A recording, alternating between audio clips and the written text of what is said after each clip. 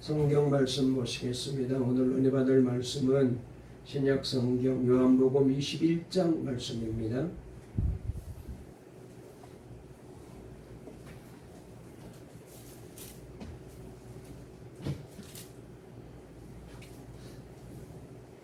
요한복음 21장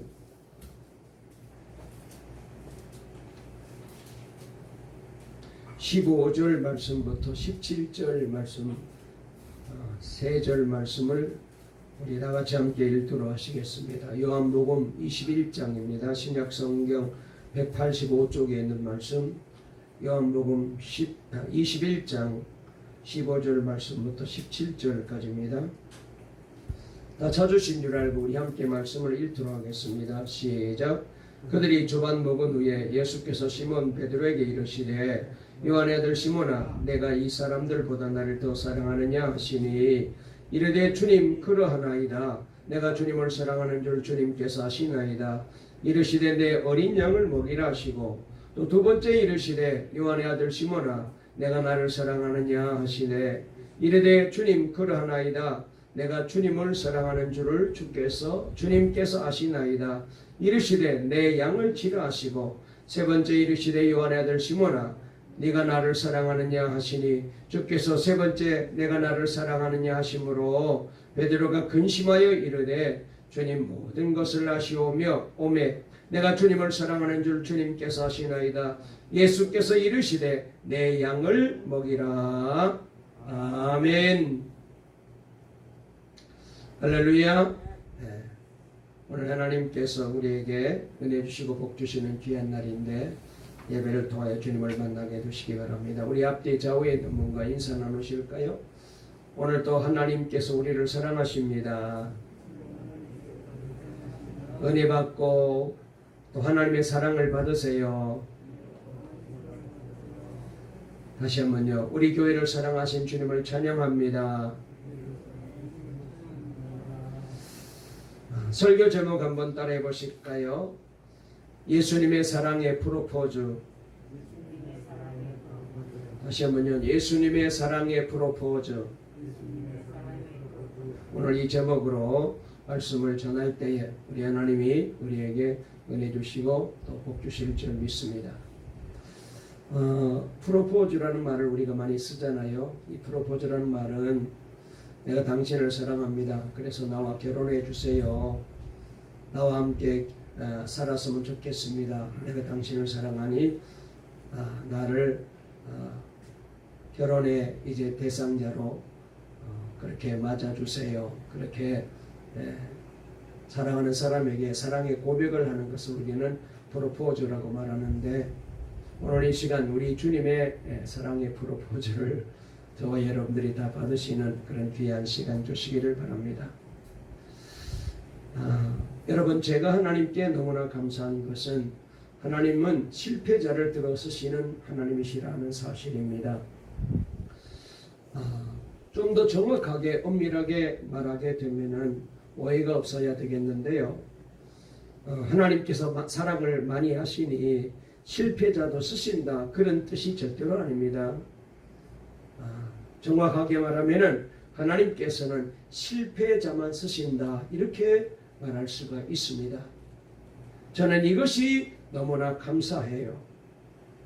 이 말씀에 선뜻 아멘이 되지 않고 고개가 갸우뚱하실 분도 들어 계실지 모르겠습니다만은 우리가 성경을 통하여 보더라도 그렇고 우리 인생을 통하여 보더라도 그렇고 하나님은 실패자만 들어 쓰시는 하나님이시라는 사실을 다시 한번 깨닫게 됩니다. 돌아가신 지 오래되신 우리나라 한국 교계의 대표적인 목사님이셨던 황경진 목사님은 한국 교회를 대표하는 목사님이셨고 또 기독교계의 노벨상이라고 불린 템플턴상을 받으시는 그런 귀한 어른이십니다. 그런데 그 황경진 목사님은 일제시대 때 신사참배를 하셨던 분입니다. 템플상을 받는 자리에서 자신이 이 사실을 고백을 하셨어요. 지금도 우리나라는 일제시대를 청산하는 문제로 사회 여러 곳에서 정치권에서 또 국가적으로도 아직까지 이런저런 논란들이 많이 일어나고 있습니다만 한국교회 성도들에게 있어서 이 신사참배 문제는 참 민감한 문제였습니다. 그러니까 신사참배를 했느냐 안 했느냐 그것은 그가 참 신자인지 아닌지를 구분하는 그런 기준으로 여길 정도로 이 문제는 아주 중요한 문제였습니다. 더더구나 목사님이 신사참배를 했다. 이것은 정말로 그 당시로서는 큰 문제였고 지금도 만약 여기에 문제가 있다면 목사님으로서 그렇게 귀하게 여김을 받지 못하실 것입니다. 신사참배 때 신사참배를 하지 않아서 감옥에 들어가서 옥고를 치르시고 베레벨 고문을 당하시고 순교하신 목사님들도 많이 계신데 하나님께서는 왜 이 신사참배하셨던 한경직 목사님을 들어서 한국교회의 표상으로 만드셨을까요?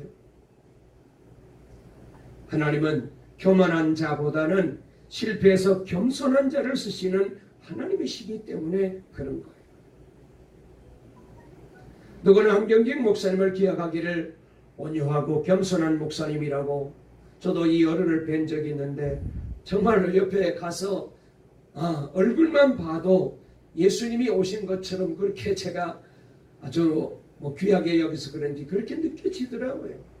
말씀하시는 것도 우리와는 전혀 다르게 그렇게 말씀하셔서 한마디 한마디가 마치 예수님이 하시는 말씀 같아서 내가 감동을 받은 적이 있었습니다. 그러나 한경직 목사님은 자신이 신사참배했던 죄인이요 실패자인데 주님의 은혜로 쓰임받는다는 것을 평생 마음속에 새기고 사셨던 것 같습니다. 그래서 하나님께서 목사님을 그렇게 큰 종으로 사용하실 수가 있었던 거죠. 여러분 사실 따지고 보면은 세상에 실패자가 아닌 사람은 하나도 없다고 봐요. 다만 못 깨달을 뿐이에요. 그래서 사도 바울은 고린도전서 1장 27절부터 29절에서 세상에 미련한 것들을 택하사 지혜 있는 자들을 부끄럽게 하려 하시고 세상에 약한 것들을 택하사 강한 것들을 부끄럽게 하려 하시며 하나님께서 세상에 천한 것들과 멸시받는 것들과 없는 것들을 택하사 있는 것들을 폐하려 하시나니 이는 아무 육체도 하나님 앞에 자랑하지 못하게 하려 하심이라라고 말씀하고 있습니다. 분명히 알아야 할 것은 실패자가 아닌 사람은 없다는 거잖아요. 우리 중에 단 한 사람이라도 나는 100% 완벽한 사람입니다. 나에게는 허물이나 실수가 없었습니다. 나는 인생에서 실패한 적이 없고 늘 성공만 하며 살아왔습니다. 라고 말할 수 있는 사람은 없을 겁니다. 자신이 실패자여 죄인임을 깨달은 사람이냐 아니면 자신의 실패와 부족함을 감추고 오히려 자기를 자랑하려는 교만한 사람이냐만 있을 뿐이에요. 저도 한때 실력 있는 목회자가 되려고 성공했다는 얘기를 들어보는 목회자가 되려고 몸부림쳤던 그런 사람이었습니다. 한때 주변에 있는 목사님들도 그렇고 총회 나가게 되면은 목사님들을 만나고 사람들을 만나면은 성공했다는 얘기를 저에게 해서 때로는 그때만 어쩌면은 우쭐했던 적도 있었던 것 같아요.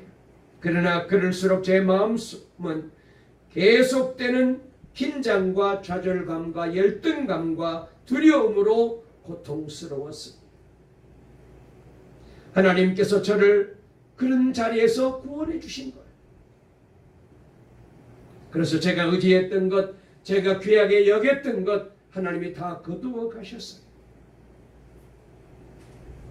하나님이 찾으시는 것은 실패자라는 진리를 깨닫게 해 주신 것입니다.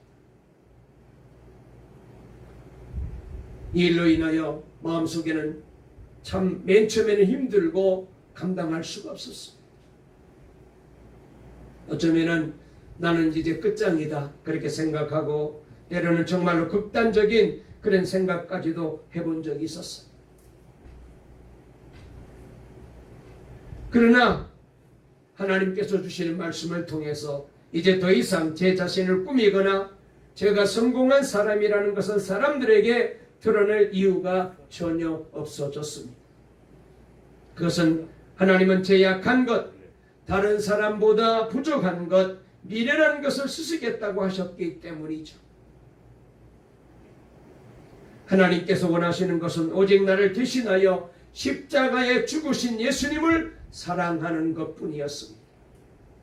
그것이 제게 놀라운 복음이었죠. 여러분, 왜 하필이면 베드로일까요? 오늘 베드로의 말씀이 소개되고 있습니다. 오늘 본문은 예수님께서 승천하시기 앞서 예수님을 대신하여 이제 땅에서 교회와 성도들을 맡아 목양할 책임을 이 베드로에게 맡기시는 그런 귀한 장면입니다. 그런데 여기서 질문이 생깁니다. 하필 왜 베드로인가 하는 거예요. 예수님의 제자가 베드로 말고도 더 있잖아요. 베드로 말고도 더 훌륭한 사람들이 많이 있잖아요. 그런데 왜 베드로일까요? 우리가 잘 안 들어 베드로는 예수님을 3번씩이나 부인했던 실패자입니다. 그런데도 예수님께서 베드로에게 이 엄청난 사명을 맡기신 이유가 무엇일까요? 아니, 예수님께서 사람 보는 눈이 그렇게도 모자랄까요? 우리가 봐도 아닌데 어떻게 예수님은 이런 사람을 쓰시려고 하실까요? 그런데 여러분, 예수님은 정확하게 사람을 보신 거예요.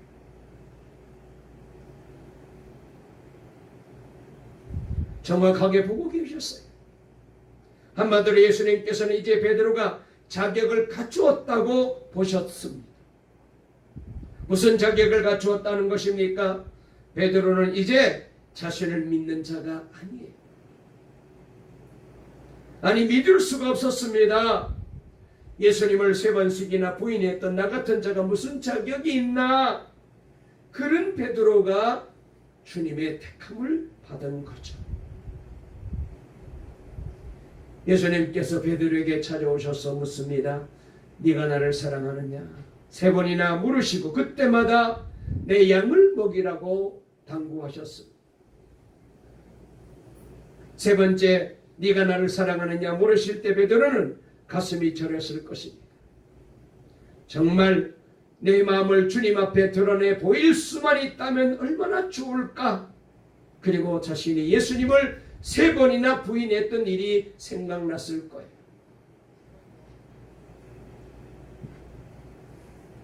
주님, 제가 비록 예수님을 3번이나 부인한 고개를 들 수 없는 죄인이지만 제 마음으로 주님을 사랑합니다. 저를 주님이 다시 찾아주시고 제게 사명을 맡기신 주님을 저는 정말 이제 사랑합니다. 그렇게 3번째 고백을 하고 베드로가 예수님을 3번 부인한 죄를 씻어주시고 교회와 양떼들을 베드로에게 맡기셨습니다.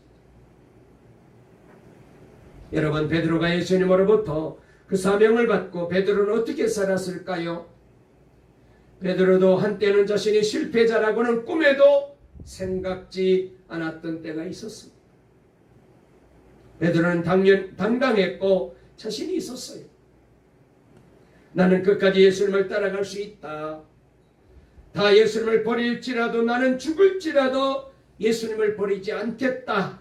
그랬던 사람이 베드로입니다. 베드로는 자기가 실패자라고는 생각하지 않았어요. 그러나 지금 베드로는 자기가 실패자라고 하는 사실을 부인할 수가 없었습니다. 자신이 예수님을 3번이나 부인했던 이 사실을 잊을 수가 있겠습니까? 그렇기 때문에 어려운 일이 올 때마다 그가 큰 문제를 만날 때마다 베드로는 주님, 제가 주님을 사랑합니다 하는 그 고백으로 사명의 자리를 떠나지 않았고 그에게 닥친 십자가를 외면하지 않았습니다. 잘 아시는 대로 베드로는 로마의 복음을 전하다가 거꾸로 십자가형을 받고 순교했잖아요.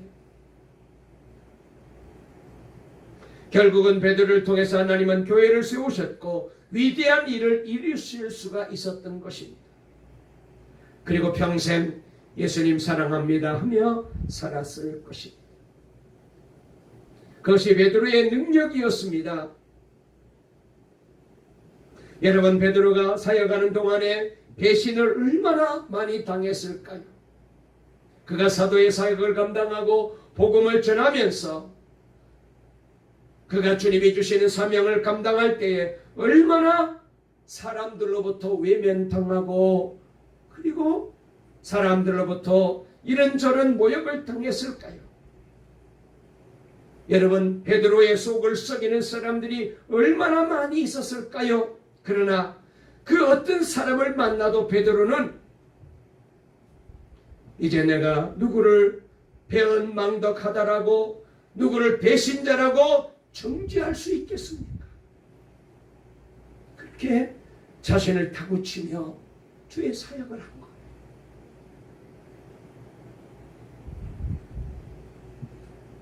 자신이 예수님을 3번이나 부인했지만 용서받은 사람이잖아요. 전혀 자격이 없었는데 사도로 세움을 받았잖아요. 그는 어떤 사람도 이제는 용서하고 사랑하며 살게 된 것입니다.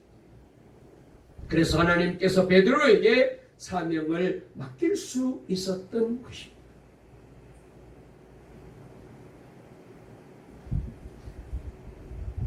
베드로가 쓴 성경을 읽어보면 베드로가 어떤 사람이 되었는가를 우리에게 잘 보여줍니다. 베드로가 쓴 성경이 베드로전서 후서가 있는데 거기에 보면 정말 용서의 사람이고 사랑의 사도가 되어 있음을 보여주고 있어요. 베드로전서 3장 8절 9절을 읽어보면 마지막으로 말하노니 너희가 다 마음을 같이하여 동정하며 형제를 사랑하며 불쌍히 여기며 겸손하며 악을 악으로 욕을 욕으로 갚지 말고 도리어 복을 빌어라. 이를 위하여 너희가 부르심을 받았으니 이는 복을 이어받게 하려 하십니다. 놀라운 고백이.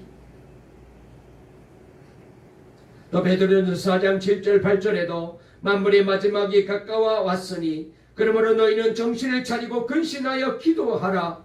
무엇보다도 뜨겁게 서로 사랑할지니 사랑은 허다한 죄를 덮느니라. 우리는 여기서 알게 됩니다. 진정한 그리스도인은 용서의 사람, 사랑의 사람이라는 것. 주님은 우리가 그런 사람이 되기까지 인도하시고 또한 가르치시고 그리고 기다려요. 만약 아직 안 되고 이제 딴 길로 가면은 때로는 매를 주시죠. 환난을 주시고 고난을 주시고 그래서 연단을 통하여 우리를 하나님이 쓰시게 하는 거예요. 여러분의 삶 속에 우리 주님의 역사가 나타나고 복음을 누리려면 명심하셔야 합니다. 여러분이 완전한 용서의 사람, 진정한 사랑의 사람이 되어야 해요. 하나님은 여러분을 그렇게 인도하고 계십니다.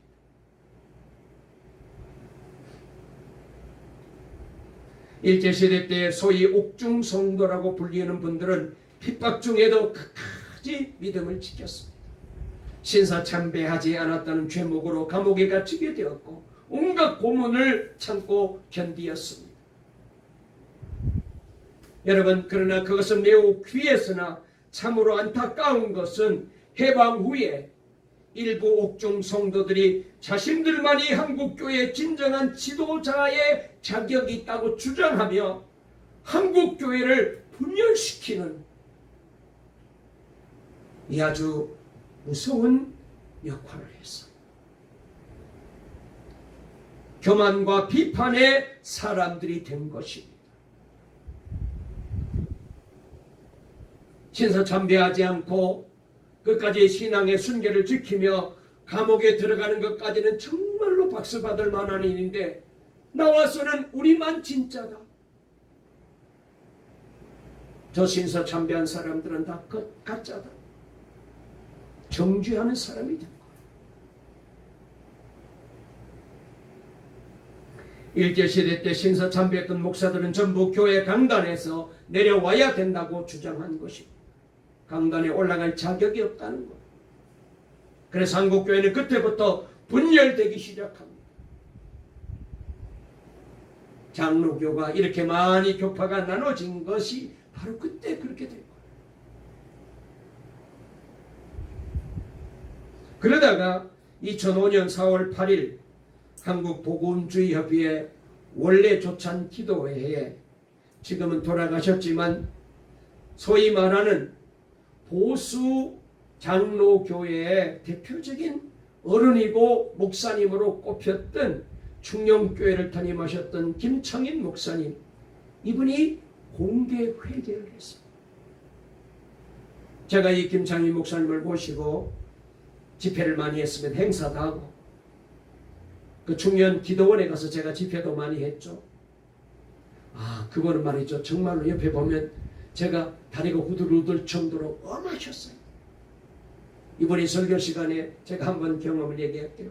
제가 순서 맡아서 뒤에 앉아있고 목사님은 강대상에 서서 설교하는데 다리가 불편한 그런 목사님 한 분이 순서를 맡아 앉아있는데 다리가 장애가 있으니까 불편하니까 조금씩 자꾸 움직였어요.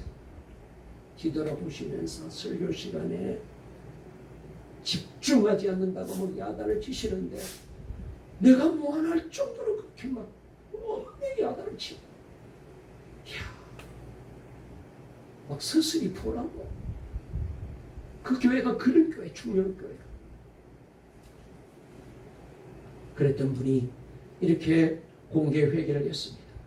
1945년 해방 후 개신교는 일제 때 신사참배 문제를 놓고 장로교와 고로파로 분열했는데 이를 막지 못한 책임이 나에게 있습니다. 광복 직후 평양, 부산 등에서 몇몇이 모여 재건교회를 하면서 함부로 입을 열어 다른 사람들을 저주했습니다. 우리가 교만해지면서 판단력이 어두워졌고 사랑이 없어져 생각이 다른 사람과는 밥도 같이 먹을 수 없다라고 생각했었습니다. 그들을 마귀당이라고 공격했습니다. 비통한 고백을 하신 것. 그러면서 김창인 목사님은 마지막으로 이렇게 말씀을 썼습니다. 하늘나라는 회개한 자만 간다고 했습니다. 저를 용서해 주시길 바랍니다. 목이 메인 채 울면서 이 고백을 마쳤습니다. 백발이 성성한 원로 목사님의 이 통안에 찬 고백에 참석한 모든 목사님들과 거기에 모인 사람들이 큰 박수를 보냈습니다. 이거는 한경진 목사님은 조금 자유스러운 통합 측의 어른 목사님, 이거는 보수 측의 어른 목사님. 두 분이 말이죠. 얼마나 서로. 여러분, 하나님은 지금도 기다리십니다. 우리가 진정으로 은혜의 사람, 용서의 사람, 사랑의 사람이 되기를 기다리십니다. 왜냐하면 그때부터 하나님이 역사하실 수 있기 때문이죠. 보통 보게 되면은 교회에서요, 신앙생활 잘한다는 사람이 꼭 다른 사람을 비난하고 정죄하는 사람이 돼요. 기도 많이 하는 사람, 기도 못하는 사람, 안 하는 사람 보면은 성도로 여기지 않아요. 신앙생활 엉망으로 하는 사람 보면은 열심히 잘하는 사람, 그게 자기의 의롭이 돼서 저렇게 예수 믿는 사람이 세상에 있나 정죄하는 거예요. 잘하는 건 참 감사한데, 기도 많이 하는 건 참 감사한데 오히려 그것이 자기의 의롭이 되면 안 되거든. 예수님께서는 용서와 사랑의 사람이 된 베드로에게 내 양을 먹이라고 하셨습니다. 여기서 양이란 사람을 말하죠. 여러분 아십니까? 우리가 져야 할 십자가 중에 가장 어려운 십자가가, 제가 목회를 해보니까 사람 십자가예요. 환경도 이겨낼 수 있고 뭐 이런저런 것도 이겨낼 수 있지만 이 사람이 힘들게 하는 것은 감당할 수가 없다. 오늘 우리 중에 사람 십자가 지고 고통하는 분이 있을 거예요. 참 힘들죠. 우리가 무슨 힘으로 사람 십자가를 지고 갈 수 있겠어요? 예수님께서 베드로에게 내 양을 맡긴다 하시면서 요구하신 것은 오직 주님을 사랑하라 이 말씀이었어요. 그렇습니다. 주님을 사랑하는 것이 열쇠입니다. 이게 능력이에요. 사람 십자가는 주님을 사랑하는 마음으로 질 수 있는 거예요. 이 고백 속에서 사람 십자가를 질 수 있는 능력이 생기는 거죠. 영원한 사랑과 행복의 비밀입니다. 제가 사역이 힘들고 사람 때문에 지치고 포기하고 싶을 때마다 주님께 나가 기도했습니다. 하나님, 이제 더 이상은 제가 못하겠습니다. 더 이상은 제가 못 견디겠습니다. 하나님, 여기까지가 제의 한계인 것 같습니다. 더 참을 수가 없습니다. 그때마다 주님께서는 제게 조 목사야, 네가 나를 사랑하니? 그렇게 물으시는 거예요.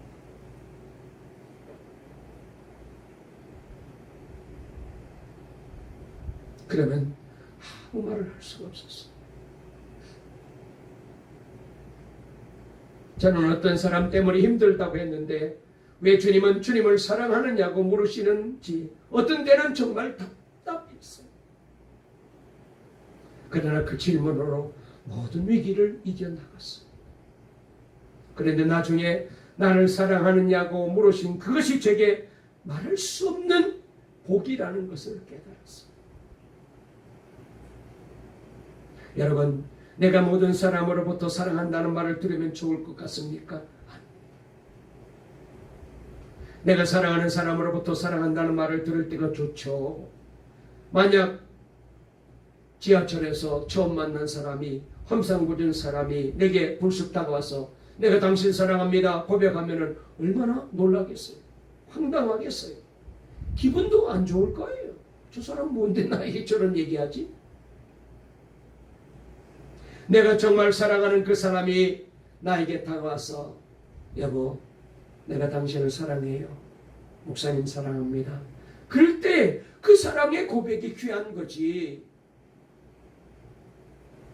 그래서 우리는 누구에게나 나를 사랑하느냐고 묻지 않습니다.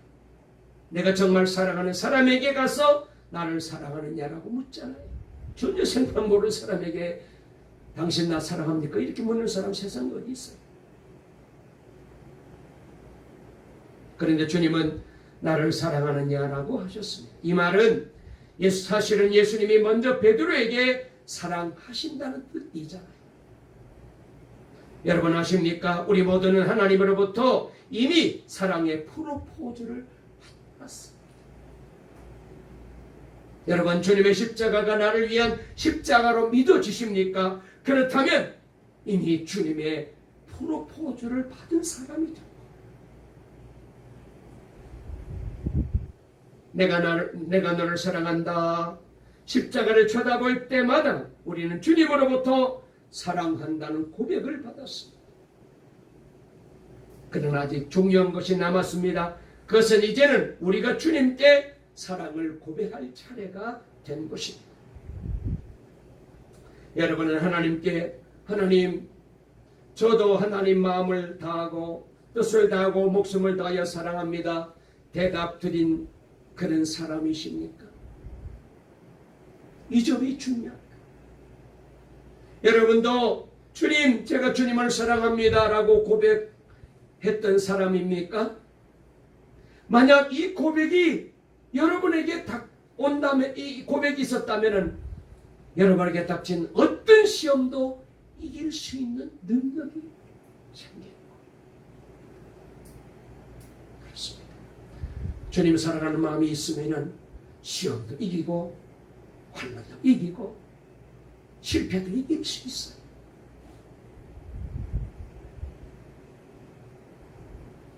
여러분, 하나님을 사랑한다는 이 고백, 예수님을 사랑한다는 이 고백은 인생을 바꾸어요.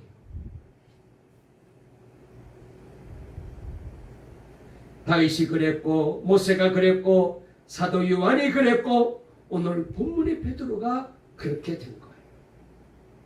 예수님을 사랑한다는 고백이 영원한 사랑과 행복의 비밀입니다. 우리 한번 해볼까요? 정말로 여러분의 마음에 신앙의 고백을 했으면 좋겠어요. 그냥 따라하니까 따라하지 마시고 정말로 그런 마음이 있었으면 좋겠습니다. 하나님, 제가 하나님을 사랑합니다. 시작. 다시 한번요. 예수님, 내가 예수님을 사랑합니다.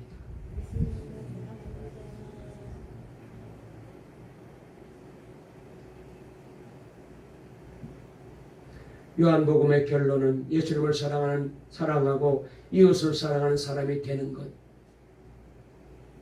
이게 바로 요한복음의 마지막 말씀입니다. 여러분, 오늘 이 베드로의 말씀을 통해서 우리에게 주시는 메시지는 어떤 사람이 예수님을 영접하게 되면 믿으면 결국 베드로처럼 되어야 한다는 거죠. 저는 목사로서 자격이 없습니다며 눈물로 기도할 때가 있었습니다. 그때 주님께서 말씀하셨습니다. 네가 그것을 인정하느냐? 예. 그렇다면 그 마음으로 다른 사람을 대하여야. 그렇게 말씀하셨습니다. 여러분, 진정한 회개는 어떻게 하는 것입니까? 고민하는 성도들이 많을 거예요. 이제 알아야 됩니다. 진정으로 회개했다는 말은 다른 사람의 죄를 보고 용서하는 사람, 즉 사랑하는 사람이 되었다는 것. 사랑하는 동방교회 여러분, 오늘은 우리 교회가 창립된 지 37년이 되었습니다. 이 시간 우리는 우리 교회를 세워주신 주님 앞에, 하나님 앞에 섰습니다. 주님께서는 남편을 사랑하느냐, 아내를 사랑하느냐, 너의 아이들을 사랑하느냐, 김집사, 또 고건사를 사랑하느냐, 내 부모를 사랑하느냐, 교회를 사랑하느냐, 직장 동료들을 사랑하느냐, 그렇게 묻지 아니하시고 주님은 네가 나를 사랑하느냐라고 물어봅니다.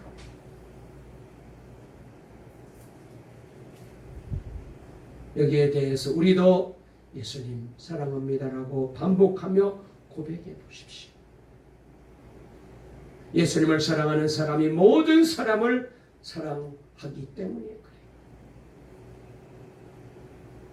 제가 물을 테니까 여러분들 한번 대답을 해보세요. 제가 예수님의 무릎으로 여러분들에게 묻겠어요. 그럼 여러분 예수님 사랑합니다라고 대답을 한번 해보세요. 동강교회 성도들이여, 여러분들이 나를 사랑하십니까? 제가 좀 어렵게 물어서 대답을 못하시나요? 다시 한번. 네가 나를 사랑하느냐? 대답을 안 하시네. 예수님 사랑합니다. 대답을 안. 다시 한번요. 동강교회 성도들이여, 여러분들이 나를 사랑하십니까? 네가 나를 사랑하느냐? 여러분, 언제 가슴이 저리도록 주님, 제가 주님을 사랑합니다, 이 고백을 뜨겁게 해 보셨습니까? 주님, 자격 없는 사람, 도무지 용서받을 수 없는 죄를 용서받았고 저 때문에 주님이 십자가 지셨고 죽으셨습니다. 정말 주님을 사랑합니다. 제가 주님께 드릴 수 있는 고백은 이 하나밖에 없습니다. 오늘 이 시간에 이 고백을 저와 여러분도 우리 주님께 드리십시다. 그리고 이 귀한 주님의 사랑하는 마음을 가지고 나가게 되면 우리도 베드로처럼 힘있게 주님의 뜻을 이루고 주님의 영광을 위해서 살아가는 귀한 믿음의 사람이 될 거예요. 어떤 시험도, 어떤 환난도, 어떤 문제도 해결하고 어떤 사람도 사람 십자가도 넉넉히 질 수 있어요.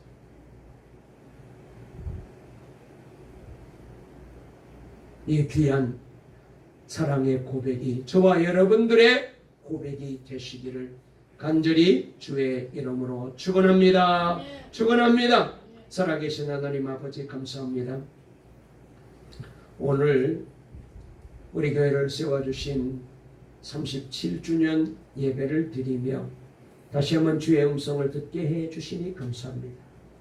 우리 주님이 베드로에게 물으셨던 것처럼 오늘 우리에게도 주님이 묻습니다. 사실 우리는 다 베드로처럼 실패자들입니다.